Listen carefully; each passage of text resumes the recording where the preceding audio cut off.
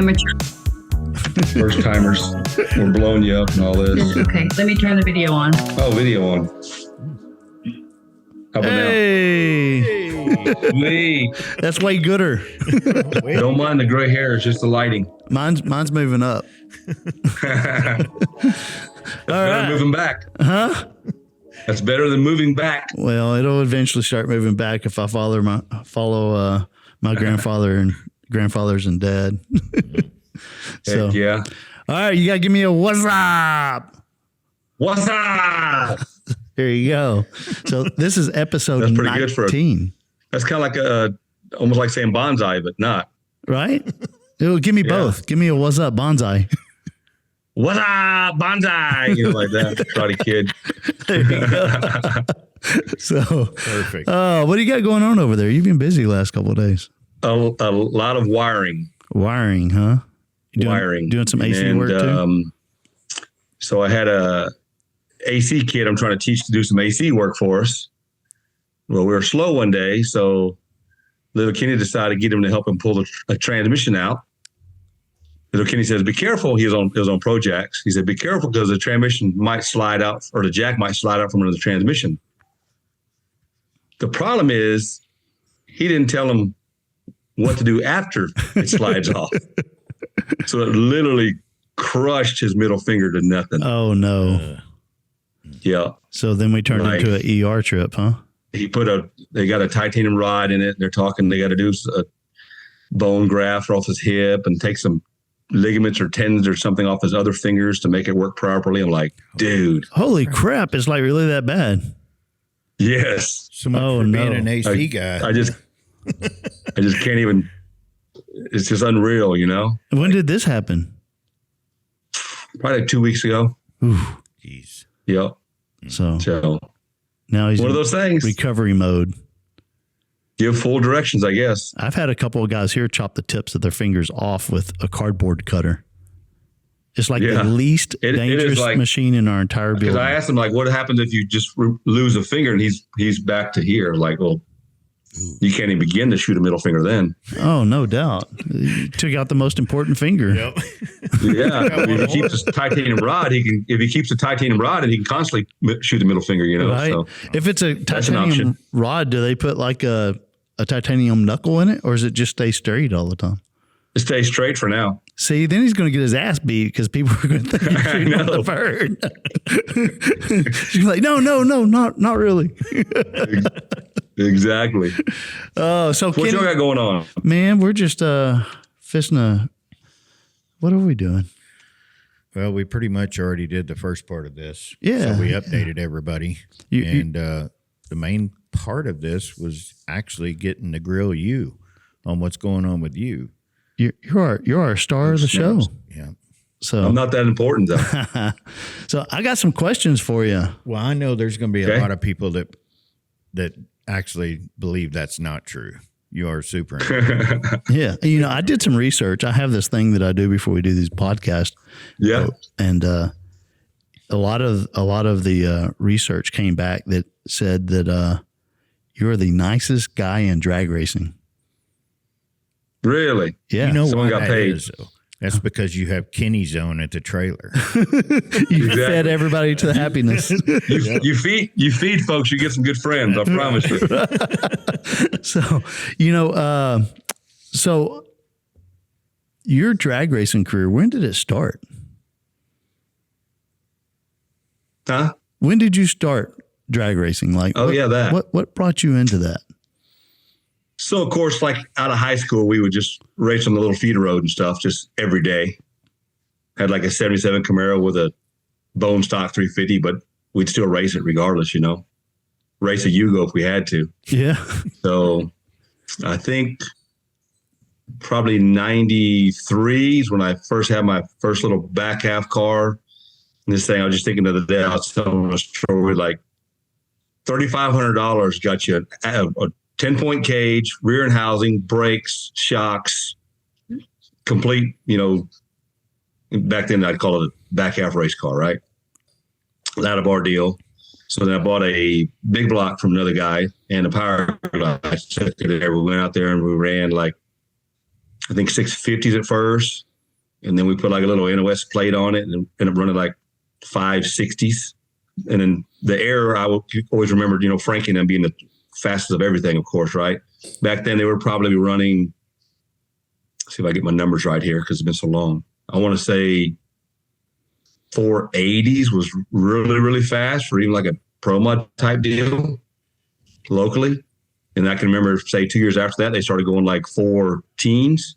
So, and I still stuck in it just what I could afford, it was nothing spectacular, because if I'd hurt the motor, it would take me sometimes 6 months to 8 months just to buy a piston for it. So, yeah. So just working a regular job, making $500 a week, So you converted from street racing to track racing at what? Yeah, pretty easy. We still did that car. We actually did take it to like Rankin Road and stuff like that a couple of times, but it was a straight up back half, trailer car. So we trailered out there, and it was just crazy, the fact of how we would race on these little back roads, but the whole road would be lined with cars and people. Like that was our guardrail. Right. Doesn't even make sense. Like for real. Like they still do it. I think about that now. You see, like, what a dumbass. Like, well, I guess we were super dumbasses. So yep. I remember doing that too, so it's like, but we look at it now, we see it on social media, and we're like, what are these idiots doing? Back then, like I said, the car would run 560s. If I said it right earlier, I hope I didn't say 460 because it was 560s because it was slow. But back then, it was still decently fast for a back half car, And nowadays, you've got cars running, of course, we know 4.0s on the street. So I think that's the difference too, though. Yeah, that's insane if you really think about it. So yeah, it's wild. Now, what made you fall in love with drag racing in general?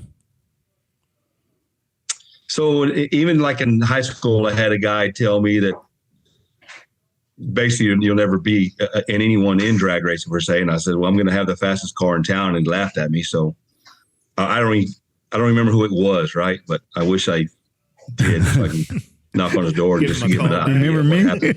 Tell him thank you for pushing me. Right. So for some reason, I'm definitely challenge driven. Yeah. Yeah. I think a lot of us are that way. I used to drive for a guy, and,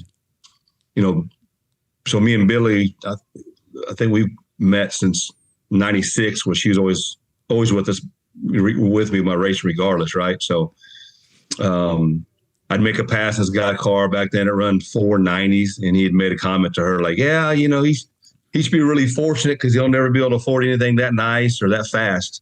Oh, wow. Like he says, back then, I was literally, of course I couldn't, right. I was making probably 500 a week. You ain't buying shit off 500 off a week, so, but that definitely made me hustle. So yeah, that's, more driven. So you went from running mid fives to being the first to break into the 420s on radials. When was that transition? Yep. So that was back in 2006. I was still racing my Monte Carlo, and a guy named Wayne Long come to me. He says, hey, he had a 02 Camaro with a blower in it, right? So he goes, I want you to drive my car. I was like, okay. So I went to see him 2 days later, just fit in the car. Well, there was a bar in the funny car cage that my head hit. And then I said, well, I don't fit in your car. You have to remove that bar and get it fixed. No, I don't want to cut my car. Like, it doesn't matter to me. You called me. I didn't call you. I have never, ever, I never will beg to drive anyone's car or ask to drive anybody's car. We'll get back to that story in a minute about why. Okay. So a month goes by, and he calls me again. I want you to come drive my car and tune it for me. It's like, dude, I don't fit in your car. I'll cut that motherfucker out with a sawzall. Sorry, my French, but I was like, get to cutting. So I showed up. He's in there, sure enough, cutting on that thing. So I fit, and he said, okay, go ahead and just take the car home and do what you need to do to it and get it lined out. And I said, that might have been like 07. I could be off a year or so on my timeline, but close enough. And then, so we raced it for a little while. We did good in Outlaw 10.5, like the King of the Hill stuff they had in Dallas a lot. Mm-hmm. Back then, we just had a roots blower on it. Like I said, we did good. We were winning some races. There was times I think we won like 6 in a row or something, which was pretty good. And then, so he parked it for a little while, and I think it was 2011. They called me up, like him and Rivier's dad, Roger Rivier, calls me up like 3 a.m. What are you doing? I was like, sleeping. Oh, okay. We're going to go do this race again. I was like, whatever. Just call me tomorrow when you're sober. Right. I'm thinking they're just drunk talking shit. So sure enough, they called me the next morning. Like, come get this thing. So then we put the screw blower on it, and then we run True 10.5 then.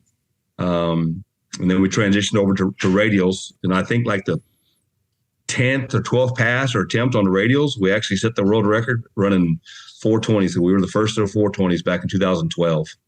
Wow. So again, that was all Wayne Long's. I couldn't afford to do such a thing like that. All I had to do was just drive it, work on it. Well, how did you feel after doing that? Like, what was that it was pretty amazing, because we were up against like Stevie Fast and another guy, Kevin Fiskus, quite a bit of fast people back then. Wolf was the one who held the record for the 430s back then. So everyone was trying to get into the 420s, and we were the first to do it with all the people on the same property. It was pretty amazing. I actually wrote out a hero card to Stevie, first of the 20s, and signed it for him and put it on his dash. And to this day, he still has it on his refrigerator at his shop. Oh, that's awesome. Oh, yeah. So apparently that hero card motivated the shit out of him, as we all see. And right. So Yeah. Either way, it was a good influence. So maybe he'll send you a hero card now. Yeah, he needs to. Exactly. Give me some more motivation. He just needs to tell you can't do it. Oh, man. So have you done any other types of racing other than drag racing?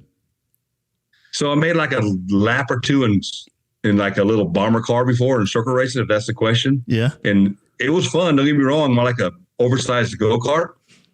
But like I'm happier with drag race. I didn't even try to attempt to like it because I knew I would like it. And it just next thing you know, I'd be trying to run a NASCAR or something. But I just that's not possible. So you just like to go straight. I stayed in my lane. Right. Yeah.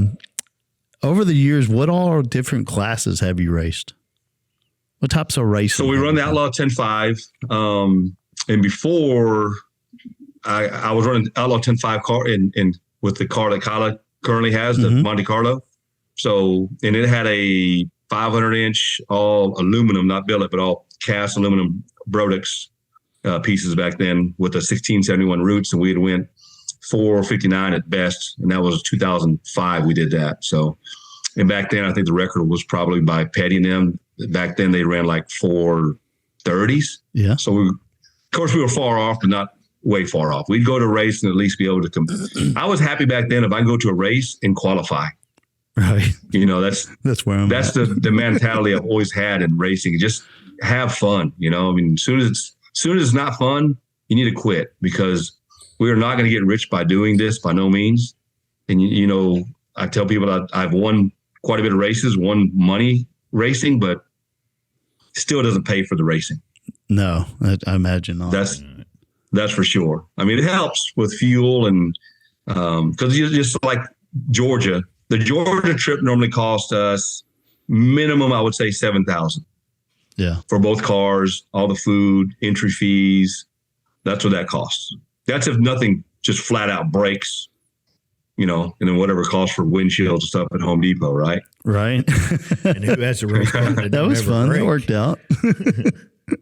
Yeah, they got to break regardless. I mean, the Nova, we rebuild that thing every lap, but every outing it gets freshened. So, but there's times where actually, as you've seen, we freshen them at the racetrack too. So, right.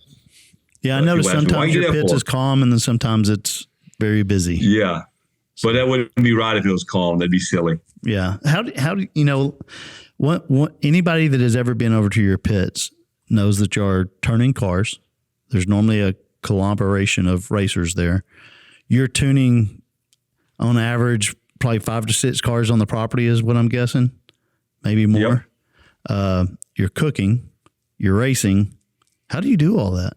Especially still smiling and still have it together. A lot of people will take on a bunch of stuff and they're just a wreck, but you take it on and you make it look so easy. Yeah. Perfect. It's just what I do, just challenging, I mean, even it's like one of my earlier jobs was actually waiting tables and stuff and sacking groceries. I can remember literally sacking groceries, right? And that was a challenge to beat the cashier Right. Make sure that we're never, how you go to the grocery store and the shit's just piled up, Yeah. When I sat groceries, I'm waiting on the cashier to scan the next item, just silly stuff. I was always just speed challenged, so waiting tables, I've always got good service at. I mean, back to the Shack groceries, I got a $5 tip one time. The guy says, "Thanks for the show." Really? Seriously. Yeah. I would like flip some cans in there and stuff. It's silly to say, but whatever. It's just truth. So that's pretty good. That's how racing. Always challenging myself. Worked discount tires for a good while. We'd always race each other on. I did it was a little Yugo car one time. I did all 4 tires in 8 minutes. Oh, crap. That's pretty good. Yeah. That's pretty good. And I've done quite a bit of those little NASCAR challenge things where you bolt a wheel on or unbolt one and bolt one back up. And I've set records. I'm not saying like world records, but records like at that particular game or whatever you want to call it, Right. So, we miss that nowadays. Like whenever I'm watching our coworkers here, I wish they had that spirit. Yeah. Yeah. Wonder how much they think they'd be worth. Right. Yeah. So, yeah. So is there a boundary to that? Whenever you get there and you're racing both cars and you're probably tuning 5 to 6, maybe even 7 people, is there a boundary there with that? I mean, is there a limit to where you know what you can hold? Yeah. I mean, I've done as bad as, this is including our own cars, but I was telling the guy the other day, he had just asked me this, buddy of mine from California. I just finished tuning his stuff. Taro Martinez, you just finished the manifold for. Yep. He'd asked me the day, he's like, "Hey, you're going to be at Street Car this year, and you're going to be tuning yours and the Mars and, mine and Artis's, and you can be able to handle that?" I'm like, dude, I've actually tuned 9 cars on a property and Team Viewer 2 cars before, so and still cooked. Yeah, so I can make it happen. And race. If I'm good at it, I don't know. That's to be determined, but I've done it. So it's impressive. Well, I think if you weren't good at it, people would know. You know what I mean? Like people are quiet about what's going great, but they're going to let you know real quick when they're not happy. Yeah. Agreed. So I want to go back to that driving someone else's car. Yeah. So I feel that when, of course, it's just my opinion. If someone comes to me and says, "I want you to drive my car," and let's just say the wall hits me, I feel that that's on them. Right. Because they trust me. If I just out there being an idiot and I wrecked it at the 60 foot and didn't hit the wall until 660, that's on me, right? Right. But I'm not that silly that I'm going to try to put anybody's car at risk. Abort. So, but if I ask them, "Hey, I need to drive your car, I need to borrow your car, can I drive it?" No matter what happens, I feel that's all on me. I could agree with that. Yeah. Absolutely. Does that make sense? Yeah, because at the same time, so if you're driving for them, you're working for them, right? It'd just be like if they were working for you at your business and something happened. You're responsible for that. But if you've taken their car to go racing underneath your name because you asked to, you're the hired absolutely. gun, so to speak. Yeah. You're the hired gun. Yep. So and I've watched that scenario play out many a times where somebody else was in somebody's car and that's what it goes back to that the Wayne deal. Whenever he asked me to drive, I was like, "Hey, you asked me to drive. I didn't ask you," because I've never ever asked anybody to drive their car. Right. I'm not that mad at it. I've had a lot of people offer me to drive their car, and I'm like, "Have you not seen how I drive?" No way. No way.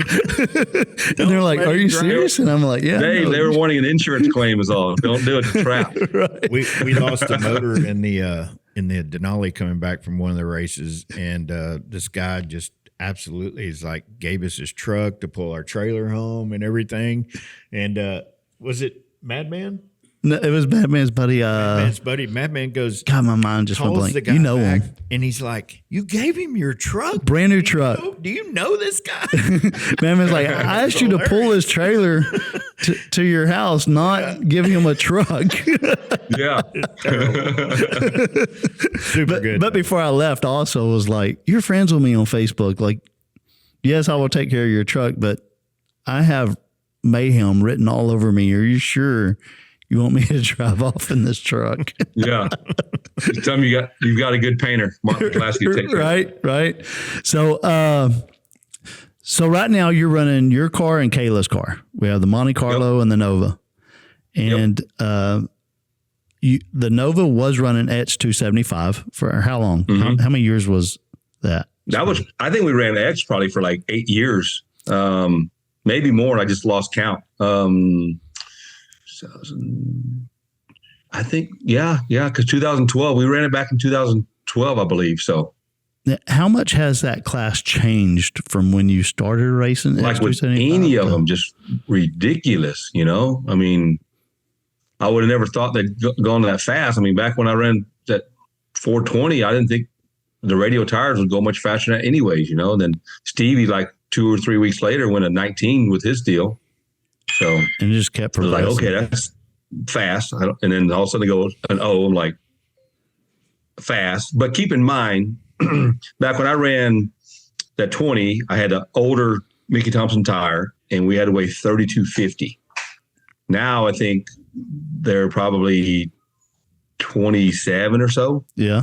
With, of course, a better tire. So, and that's another thing, just same with X. Back when we first ran X, I had the 588 deal. I can remember they had limiting feed line was like a number 4 even. And they let us have a number 6, and then it went back and forth with the trash cans. And I think back then we were running 460s, I guess. Yeah. And now it's let the dogs eat. Yeah, pretty much. So last year, or was it the year before you switched to LDR? Last year. Okay. 2022, 23, I won the X 275 championship back to back. That was stressful, by the way. So the past 2 years, we really weren't chasing any points, and it's way less stressful. I mean, because, I can't make this race because of this. Right. Well, when you run into chasing the points, to me, it's like, there's no, you can't make this race. You got to make every single race, because if you're going to win a point championship, that's the only way. Right. Because the both years I won, it came down to at least the semifinals to determine that I got it. Oh, wow. Now, I know I was trying to remember, I think we were in Georgia, and we were trying to decide who was going to the next race. And you said, well, I got to go tune so-and-so's car, so I'm not going. Yeah. That's the first time I've heard. Because even like the first one I won that championship deal, I went into the race at number 5. Goss was number 1 by like 200 some points, but due to the fact that it was a double points deal, and he got out first round, I'm still not thinking nothing about that I can win this championship at all. I just wanted to finish top 5, right? Right. So, and I was 5th going in, just try to stay there. All of a sudden, second round, like, someone come to me like, you can win the point championship. Like, really? So I went back in the RV and I started calculating all the points, this, that. That's like, next round, I forget who it was. They went out. That opened the door back again for me or Goss. But I had to win the race. If I didn't win the race, Goss would have won the point championship. But due to the fact I won the race, I won that point championship. Was that the year that you were racing like 3 classes? I remember being in Georgia, and there was a year that you were racing. I would enter like 3, but then when it come down to it, I dropped the 1, and then I Outlaw 632 and an X, and I run it up both classes one time. So first place loser twice in a row. The whole track was buzzing though, because again, you were also tuning cars, cooking. Yep. And flipping those cars to be in the lanes right. 37 passes that weekend on the motor. Yeah. And we had it apart 3 times. That was pretty impressive. So both cars now are in 2 different classes, though, right? Yes. Okay. We've always been 2 different classes. Okay. All right. I was just getting that. It's making it a little more difficult now, but I guess it's still working, just no matter what. Yeah. No, we've always, because she was in Ultra Street. So. Now, I know that you are redoing Kylo's car right now. Is it staying in Ultra Street, or are you moving it to X? Because I've heard talk both ways. Ooh. What's going on? So, just a quick little thing. Dave, what have you been working on lately? Man, we got a new fuel filter for flow supply. And let me grab it here. Let's check it out. So we offer this fuel filter in several microns, right? So we also sell the 10, 40, and 100. There you go. And so that way you can do your pre-filter and after the filter pump. And so the filter itself, let me open this thing up here. It's a billet filter. It's 12 AN ORB, right? Look at this, folks. This is what's so good about this right now is that you don't have to buy 4 different filters, whether it's a 6, 8, 10 AN, 12 AN. It has 12 AN bones. Yeah, you just change your ORB. Change your fittings. It's got a stainless filter so that you can run alcohol, E85, fuel. And then we got these nice billet bar clamps for It's got mounting some it. weight to it. Yeah, this is a nice part. This is a nice part. Super nice. So there you go. Flow supply. Billet. Aluminum. Call me. I've got plenty for sale. You should order your filter now. I believe you can get this whole kit right here, which we're not showing the fittings with it. But I believe you can get this whole kit right now for under $250. Is that what it is? I couldn't even tell you. Yeah.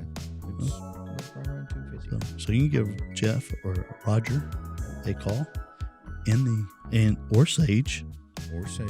Yeah. Or Brandon. Or Brandon. Call any of our guys. See where I'm getting at? We got a bunch of people on the phone. Yeah. Yeah. You can actually talk to people here. We're actually sitting around waiting for you to call. No Yeah. automated services whatsoever.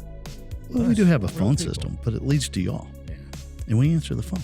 All good things. We can even tech out and lay out your fuel system to help you achieve the correct filtration for your filter. One call does it all. There you go. At 254-848-4300. Extension. Oh, that would be kind of selfish, wouldn't it? Yeah, I better not tell you my extension. It's called 4300. You'll get one of us guys in the sales office.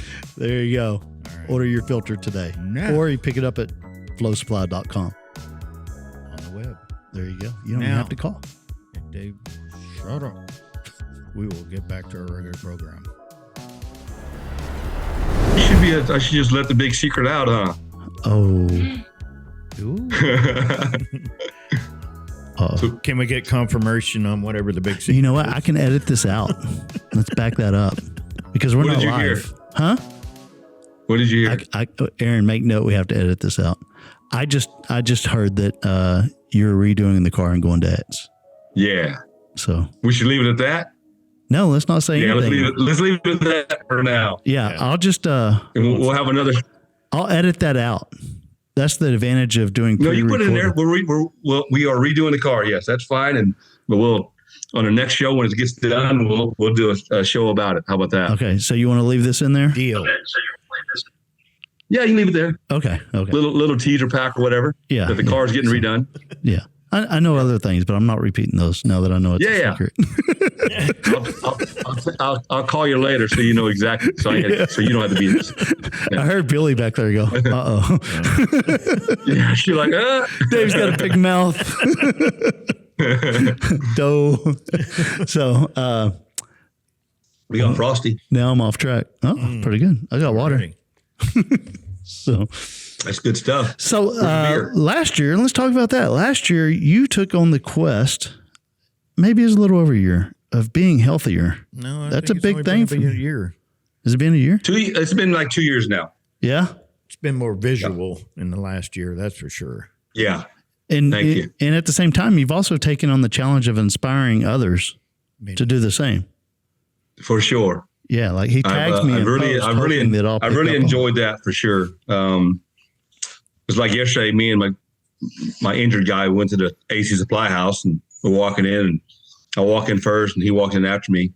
And this guy says to the young kid, he's like, you're going to have to get to the gym a little more if you plan on catching this guy. I'm thinking, what does he mean by that? I literally like we left. I was like, I didn't know who that guy was. He goes, me neither. I was like, I wonder why he said that. He goes, well, obvious you work out. I'm like, oh, I don't see myself that way. You know what I'm saying? I'm just out and about, I guess. But Right? that's No. good stuff. Whenever I'm watching the live that feeds and also- that stuff, also and drives you me. come up there, I'm like, man, this dude's friggin' stacked now. Like big old calf muscles. I'm not gay or nothing, but I mean, Yeah, thank you. you know, like you're like, man, dude's stacked. And I look back. Super impressive because you're Thank you. gray. And Are you saying he's old? that's a 53, that's a really 53 in August. so Nice. 53 in August. I am super inspired by seeing all of it and everything. Now I just got to find the motivation in it. But it's Yep. it's really good, and it's been a hell of a transformation to watch. Thank Actually, you. seeing that and then seeing you in person, I was like, wow, the transformation in the Thank you last very 2 much. years has been. But it works. It works both ways for me because there's times I want to get up in the morning and I try to do my cardio every morning, and I was like, man, I don't want to do it. But then I think to myself, would I tell the next person that? Yeah. No. So get your ass up and get on the treadmill. What's your is We that literally had a your treadmill, cardio like, in routine? our Is living room, so I treadmill? have no excuse. Is that your cardio routine? Is just treadmill? Yeah. And so the easiest thing is don't need to run. If you're trying to burn fat, you don't need to run, hurt your ankles, hurt your lower back, your knees. Just I do a 4-degree incline, 3 to 3.5 mile an hour walk. That's it for minimum 20 minutes morning. And I do 20 minutes post workout, which my workout is at evening time. What's your target heart rate for cardio? It's easy. That's exactly. Just get some steps in, So, and then I'll know if I'm working if I know I'm going to work in the shop that day, and I'm not going to walk much in the shop because a lot of my work in the shops is just stand there at the wiring table per se. Then I'll try to do 40 minutes that morning. Yeah. So the golden question is 2 years ago, juggling all this at an event and everything, you think you're a lot more prepared to do that now? Aaron says we're for sure. I mean, I feel like I've definitely gotten better at my driving. I still have a time where I suck, of course, there's no doubt. But for the most part, I think my driving has improved just because, of course, the driving is going to be mental. Right. And I've like Michael Romer the other day, he did really well on his driving. He had called me and a couple weeks before that asked me, what's the trick on helping him cut a light. So I told him, change the button out. And I told him just mentally get up there and just find the bulb before you stage it, find the bulb, stare at it, don't blink, don't breathe, and just let it go. Don't breathe. So you're not supposed to look away from the bulb like I'm doing. Don't look away from the bulb. Yeah. Don't be wandering, checking your blind spots, because by then you're done. We literally put a camera in the car to see what I'm doing. I know some people get up there and just calm down and just kill the tree. They just roll up, boom, it's time to go, and then just nail it. But Dave, that was just my 2 cents from that. 180. Yeah, I know. I'm terrible. Sure. We're gonna get him right though. Yeah, I finally have the want to.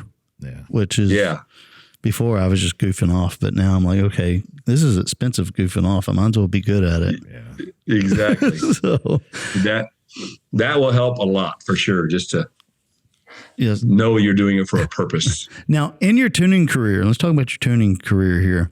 What all softwares have you tuned, and what's your favorite? I dabble with the Holley stuff, and then Fuel Tech is definitely my number one for sure. What the heck? I'm drawing a blank here. Haltech? Nick Bruder. Oh yeah, is who taught me the Fuel Tech. That's who, when I first went to EFI, that's who I consulted with on teaching me how to navigate it. And then the fact of, if you ever have an issue with the Fuel Tech, there's so much support. Louise, Cameron, just all kinds of, and back to Bruder, whatever, to help support me with anything I may have. To where you go to Holley, I wouldn't even try to call a Holley Tech. I'm going to call it Dave Duramus, Ryan McCain, or possibly, and also Ryan Grigsby. Them guys are awesome with the Holley stuff. So those are my go-to if I have a Holley silly question. So, one of the phone calls. And sometimes they're stumped, Right. And that's another issue with, and I've had them also call me on little questions here and there also. So that's the beauty of the tuner world, per se. I don't think there's very many tuners that dislike each other. Same thing with, I can call Steve Petty on anything, and he's just tell me, just pour his guts out, do this is done. So I'm not the person to sit there and tell you I know everything about it. That's for sure. But I know enough to get by for sure. So Yeah. Your signal so far, must it's be worked really for me bad. great. You're like breaking up. Like, remember Matt's Headroom for Coke? Catch the wave. Remember Matt's Headroom for Coke? Oh, that's where we're at right now? Yeah, that's what you're doing right now. You're doing the Matt's Headroom. Oh, shit. All the young Let's guys check are out like, my what little is he talking Wi-Fi about? situation. So back to tuning. Am I clear again? Yes. All right. Okay. So back to tuning here. A big phone call we always get is people asking what ECU they should go with. And we always tell them to pick their tuner first and ask him. 100%. And I That's think where it's at. I had someone the other day that I was, tuning their car, and they get on the internet and ask that question, like, really? And so that being said, I don't feel that either one is superior than the other. It's whoever knows how to navigate it and knows how to use the software and the programming and what they like to use to tune it. I've been hanging out with Dewey Bowie and them guy with the white rice situation. Yeah. Not with the white rice, but the Pro Mod car they have. Uh-huh. We went out, I think it was Tuesday for an outing with them. And Chris Delgado is like a genius as far as He's tuning smart. Motec, right? And just pretty much all you got to do is put a driver in a seat. And if he can push the right button at the right time, it just does it by itself. It's wild. Like when you get to the finish line, put it neutral, you reach up, you turn the kill button off, it kills all the ECU power, throws and shoots, turns on the interior lights for you. Like he can make it do whatever. It's Mercedes. It's wild. It's wild. But to me, I don't need all that, so I'm just simple. Right. Yeah. So But for somebody like Even me, with that would be good. Nova. Like, Dave, all you have to do is floor Just it. drive. And then I don't drive it Yeah. out the quarter mile into the track. We might need you. We might need to get you on his program then. Right. We might need you to know all the ins and outs of that tuning too. Yeah. Chris, I was talking to The Chris. same with the Nova. I've got the I call it the ninth injector, the meth head injector, and just simple one nozzle sprays down the throat of it, lets it cool the fuel. Play with some timing, play with some fuel, and that's it. Yeah. And That's the way it should be, right? Just runs. Just simple, just runs. I don't do no trickery stuff through the middle, to the back, just simple. Are you enjoying LDR better than X275? Like what you I definitely love it for sure. And it's basically because I get to go faster. That's probably the main thing, is because I'm able to go faster. It's Right. more competitive though for you, right? It is for sure competitive.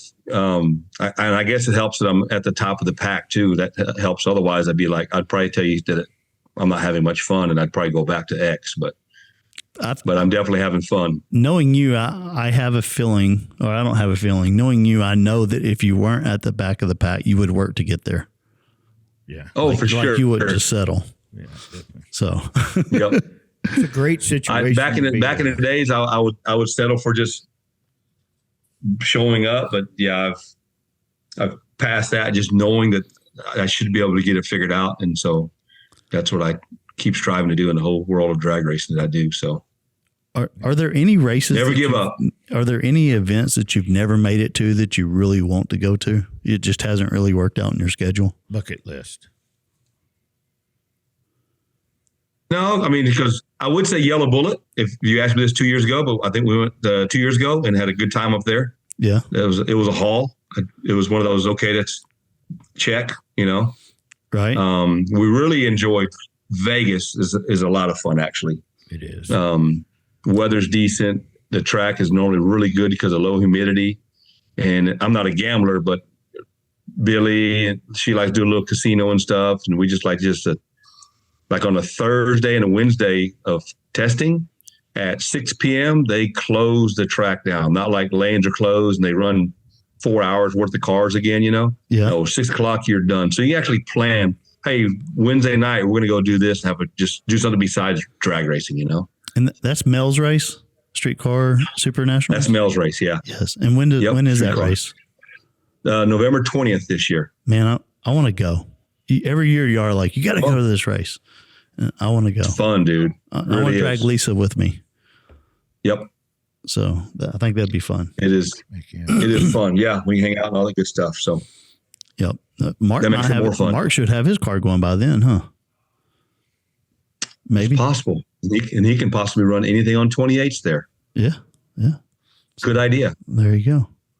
There you go. So it won't take much convincing of Mark to go to Vegas with his new car either. No. His ears are probably burning right now. The thought probably just dropped in his head and he don't even know why. I think they're actually picking up the new car today, I believe. Yeah, they are. I texted him last night and said, "How far are you?" And he said, "Halfway there." So Jeffers has just called me. I got to call him back in a minute, but no problem. Mark's probably there and they're probably trying to figure something out. So, I'm sure they I'm sure they just drove straight through. I would. Yeah, no doubt. You know, he's excited. I wouldn't have stopped for nothing. Adrenaline fueled. Oh, I'm excited for him. Yeah, me too. All right, so let's talk. Yeah. Let's talk about your racing future. What are your future plans? Or are you just rolling with it? Any secrets? Just rolling with it. I'm happy with LDR. You know, some people ask me would I want to go faster. Of course, with faster is just more money. And I'm content where I'm at. So competitive class, growing class. So I have no really reason to go anywhere else, basically. You know, because trust me, I'd love to go run an RVW car, but so we had to put another quarter in the machine. Yeah. The good thing about pre-filming is we can cut all that out. Right. So this isn't really live, so we can make it look good anyways. Yeah. We stopped doing live that way. We busted out like at 5. What time on Friday? 6 o'clock on Fridays, and it actually gets more traffic than doing it live. Yeah. Heck yeah, good idea. If we on a 5 then. Yeah, if we did it after hours, you know, but these guys when they clock out, they're gone. They don't want to do no podcast after hours. I'm not so sure if I'm supposed to be looking at the camera or looking at y'all. So it makes me look like I'm looking down. The camera. Oh, look at the camera? Yeah. I can't see what you're doing then. Right? This. Just bounce your eyes back and forth. All right. So I'll just chill out a little bit back here. So we were talking about what are your future racing plans, right? And what's coming up? Yeah, future was definitely stay where I'm at because it's affordable. Yep. You know, we built a new motor for the car. Should be ready for Duck's race. Still another small block. Okay. So we'll see how that works out. Still Pro Charge. Still Pro Charge. Still the same Pro Charger, the 121. Yeah. So we get away the same. The car's going to stay the same. I had a guy ask me today, like, is this new motor going to be a little faster than the old one? Like, well, I didn't answer it. I wouldn't be doing it for no reason, right? Gave him to get over. I mean, especially for whatever money we're spending on this darn thing, you know, like I'm hoping it's faster. If not, I'm going to take it out and put it in the corner, I guess, and just look at it. Now, you know, Kayla finished school. She's got her own life going now. She's not living in Houston. Nope. How's that going to impact her racing future? She's she's into pharmaceutical sales in Idaho. Yeah. What a change. And I called her Kayla. Yeah. Kyla. Same thing. But you go Kayla, so we just let you say it. But it is Kyla, yes. So I corrected myself this time. There's been times where and Marty Chance will do the same thing, Kayla, and then I will like, yeah, Kyla's converter is this, and okay, what about and then Kayla's this, like he ain't getting it. You've done me that way a couple of times. I got it. I get it. That's just about as little Kenny being my son, right? So I just go with it. Just go with it. That's like we have a Jasper that works here, and I call him Jasper all the time. Yeah, he just rolls with it. Yeah, Kenny Rodriguez somehow or another is my son. You know, whenever I first met y'all, I really thought that too because everybody called him Little Kenny, and so for Little Kenny, yeah. But then when you find out, but then there's people that really know his real name, Kenny Rodriguez, and I mean, you would hope he'd carry my last name if that was the case. But. Now, little Kenny's your right hand man. I mean, y'all are. Whenever you think of one, you think of the other. And I tell you right now, whenever he quits me from racing, I'm quitting. You're out, huh? I'm out. Yeah. So he's been with me, I would probably say 2006. Right. Yeah. Now he's got his own car too. Yep. Him and Ben's got the little Mustang, and they run X with it. Big block Nitrous stuff, of course. And he's got his own little truck, a little S10 that one day we'll finish. It's been out of the chassis shop. Mark painted it really nice. And I'm just telling him, just take your time and just build it right the first time. Don't just throw it together just so you got your truck back, Right. Let's build it to where it's just nice. That's the last time I seen it was Mark's place. Huh? That's the last time I seen it was at Mark's right after. Yeah, it looks the same. I mean, he's got the motor in it. He did some headers for it. He had to maybe put the seat in it and stuff like that. So, and I told him, like, let's get some carpet put in it, because at first I'm like not a believer in carpet, but man, it makes a car look really nice. It just really cleans it up, It does. So I kind of like that rule. Yeah. And what class is he planning to run with the truck? If anything, he'll run X275 with it. Okay. So S275, you have to have a carpet? Got to have carpet in X275, yes. I didn't realize that. Ultra and X, you have to have carpet. And then, of course, we took the carpet out of the Nova when we went to LDR, because that was like 15 pounds, somewhere around there. So we were at the racetrack one day, and we just literally took out 55 pounds off the car. Oh, wow. Yeah, just silly stuff. My little interior fan and battery, carpet, tail lights, just went to town on this thing. Like I said, just in the pits. Just because you needed to, or because it just needed some weight off of it. Yeah. So, well, there you go. That's pretty cool. All right. So this year, what races are you going to hit? So we're remaining. I'm going to do the Ducks race for sure in Georgia. Mm-hmm. That's for sure. And then the Streetcar Super Nationals. Okay. I'm assuming, let me see. I'm not sure if there's an Orlando race, but I'm not sure. They might not have the schedule out just yet, Are you going to do World Cup finals? No, I definitely don't go to that. Okay. So I think that's just gonna be my last two right there, and I'm content. That's another thing. It's like I almost don't even feel like I need to go to that many races anymore. It's well, you're doing it every weekend. You're just not driving. I think that I'm getting old. Yeah, sometimes. Yeah. So the October 8th through 12th is the Georgia race. That's the last. No mercy. Yep. Good idea, huh? Yeah. And then November 20th, Vegas. So I'm calling that like my vacation, because we'll take like 2 days to drive over there. We'll drive to Albuquerque. Yeah. And there's a little truck stop / casino RV park there.